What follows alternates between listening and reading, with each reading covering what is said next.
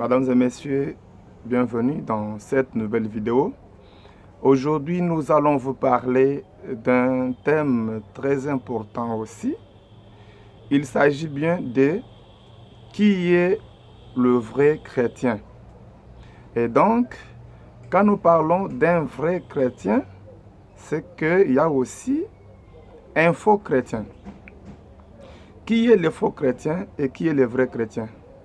Nous allons parler sur 4 pistes.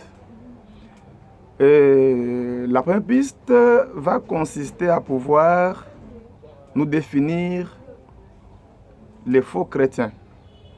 Les faux chrétiens, c'est la personne qui se réveille le matin, qui s'est dit « je deviens chrétien, demain je vais commencer à avoir de la bonne morale, un bon comportement, une bonne manière, une bonne façon de vivre. » Et enfin, il s'est dit il est le vrai chrétien dont la Bible parle.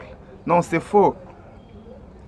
Son abstinence à la bière, peut-être, je ne sais pas, des choses, je ne sais pas quoi. Donc, il va focaliser la bonne morale, une bonne morale selon les humains, selon sa culture, selon son environnement. Et il pense que c'est ça devenir un vrai chrétien. C'est ce qui est faux. Donc, les valeurs morales peuvent exister chez quelqu'un sans qu'il puisse être chrétien. De par son éducation, on peut devenir un homme de la bonne morale, mais ça ne suffit pas pour être un bon chrétien. Donc, les valeurs intellectuelles. Tu as une bonne éducation, tu as fait tes études primaires, secondaires, universitaires, tu as tes diplômes et tu penses que tu es chrétien parce que tu sais lire la Bible non plus. Les valeurs de votre environnement ne peuvent pas faire de toi un bon chrétien. Et donc, un bon chrétien alors, c'est qui? Là, c'est la première piste. La deuxième piste, nous devons comprendre qu'un bon chrétien, c'est la personne qui incarne Christ. Et qui est Christ? Par étymologie, Christ, c'est la source même d'un bon chrétien. Et incarner Christ, il faut d'abord savoir définir qui est Christ. Et la Bible dit à 1 Corinthiens chapitre 1, verset 23-24, la Bible dit, Christ c'est la sagesse et la puissance de Dieu. Une fois que vous incarnez la sagesse et la puissance de Dieu, là au moins vous commencez à devenir chrétien au fur et à mesure que cette puissance et cette sagesse va commencer à vous pénétrer.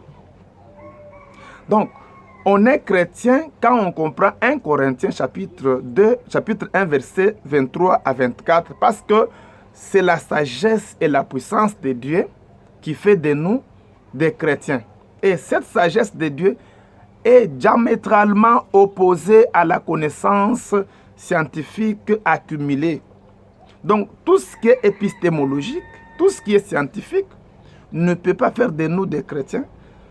Mais nous devenons chrétiens si et seulement si nous commençons à accumuler la sagesse de Dieu et sa puissance. Parce que la sagesse se reçoit de par une autre personne qui a la révélation biblique et la puissance est verticale. Et donc, la sagesse est horizontale. On apprend chez quelqu'un la sagesse de Dieu comme il était chez Gamaliel, comme Jésus était chez Jean-Baptiste et comme les disciples étaient chez Jésus-Christ. Mais la puissance que Jésus avait reçue de la part de son Père lors de la descente de la colombe universelle qu'on appelle le Saint-Esprit de Dieu, il devient maintenant les Messies, les sauveurs. De même pour les disciples, après avoir reçu la sagesse de Dieu de la part de Christ de Jésus, ils devaient attendre maintenant la descente de la puissance. Jésus dit en Actes des Apôtres, chapitre 1, verset 8, la promesse dit, vous recevrez une puissance d'en haut. Dès que ça descend, je pense que tout chrétien de l'œil juste comprend ce que j'ai dit. Quand on dit recevoir la puissance d'en haut, c'est un programme de la Pentecôte. Donc dès que cette puissance descend sur toi, ça embrase votre mental et vous devenez un chrétien. Donc vous commencez par les enseignements et vous finissez par la descente de la puissance. Donc, le sens horizontal, quand vous recevez le message, c'est une partie de la chrétienté. Et la relation verticale, quand la colombe descend sur vous, avec ses ailes ouvertes, vous commencez maintenant la marche chrétienne. Maintenant, la troisième piste, c'est quoi? Une fois que vous recevez cette puissance-là, c'est pourquoi, dès Corinthiens, chapitre 12, verset 1 jusqu'à 6, Paul dit, je connais un homme en Christ. Il était ravi jusqu'au 3e ciel. Et donc, il y a le premier ciel, deuxième ciel et 3e ciel. Alors, posez la question à tous ceux-là qui se disent des chrétiens là.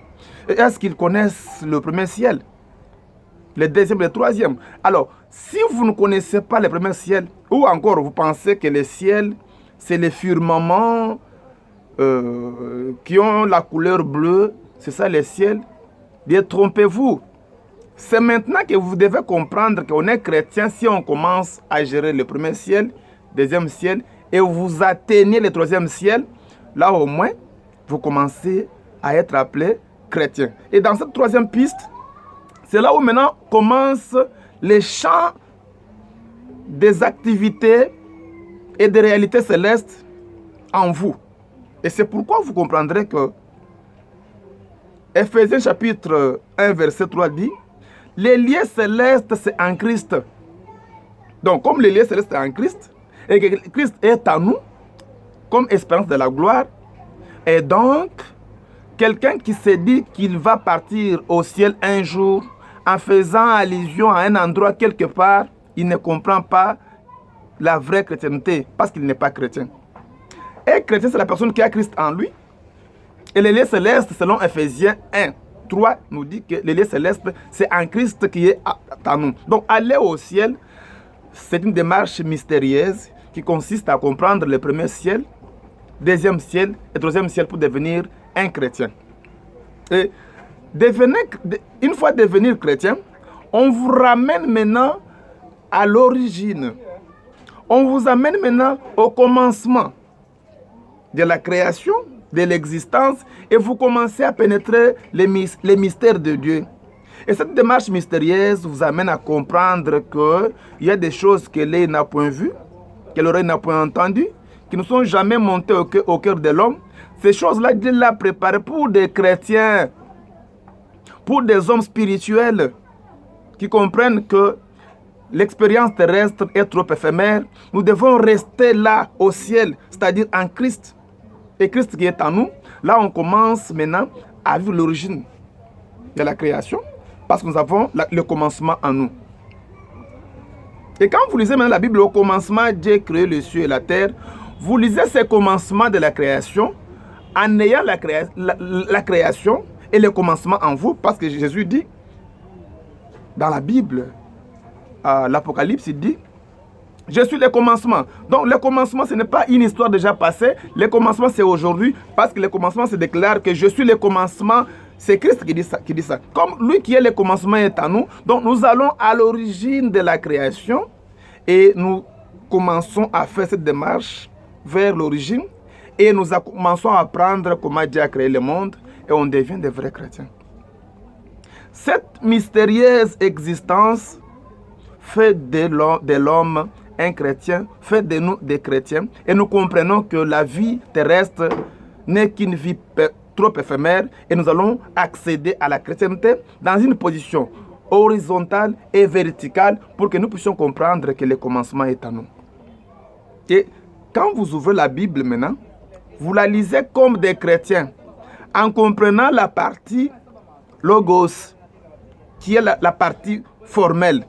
Et vous pénétrez les rémas de Dieu, le souffle de Dieu, pour commencer maintenant à marcher spirituellement et accéder à la chrétienté pour comprendre les choses que Dieu a cachées aux scientifiques, aux humains, les choses que nous avons apprises pour être aujourd'hui chrétiens. Pourquoi pas vous, cher ami? Pourquoi rester derrière les gens qui vous enseignent les voyages, les visas, les billets, qui vous exhorte face à vos multiples difficultés, sans pour autant vous amener à l'origine du monde, de l'existence, pour aller comprendre qu'un chrétien, c'est la personne qui fait une marche vers l'origine parce qu'il a le commencement en lui, il a Christ en lui. Une fois qu'il a Christ en lui, il commence à s'ouvrir à l'amour universel, il commence à pénétrer les mystères, il devient un homme Christ, ou la parole faite chair. Il devient Christ parmi les humains et il commence à dégager les valeurs célestes qui peuvent transformer l'humanité afin que l'on puisse comprendre que Dieu est esprit. Il faut l'adorer en esprit seulement si on est chrétien, si on a Christ en nous et si on va à l'origine et on commence à lire la Bible avec des lunettes spirituelles, avec l'optique et la vision spirituelle, et on pénètre et on est fusionné dans cet amour et on devient chrétien pour libérer les autres et les ramener aussi dans cet espace spirituel et qu'ils puissent aussi recevoir la colombe céleste qui est le Saint-Esprit et passer à la Pentecôte et être appelé aussi chrétien et accéder au mystère du 3e ciel où Paul était parti. Il dit, cet homme a entendu des paroles ineffables. Donc, l'ineffabilité de ces paroles consistait à dire ceci. Ce sont des paroles qu'un homme ne peut pas exprimer. Donc, on ne peut pas exprimer ça. C'est l'Esprit qui exprime ça. Il vous inspire et vous expirez et vous exprimez et vous dégagez maintenant la vie, l'amour, la paix, la charité, afin que l'homme puisse se transformer dans son homme intérieur et qu'il puisse devenir chrétien comme nous. Travaillons d'arrache-pied pour libérer les enfants de Dieu qui croupissent encore dans l'ignorance, qui ne comprennent pas que les églises terrestres ont échoué par leur façon de prêcher l'extérieur. Ils oublient que être chrétien, c'est aller à l'intérieur, découvrir l'amour de Dieu, s'ouvrir au ciel et recevoir le Saint-Esprit. J'ai dit et je vous remercie.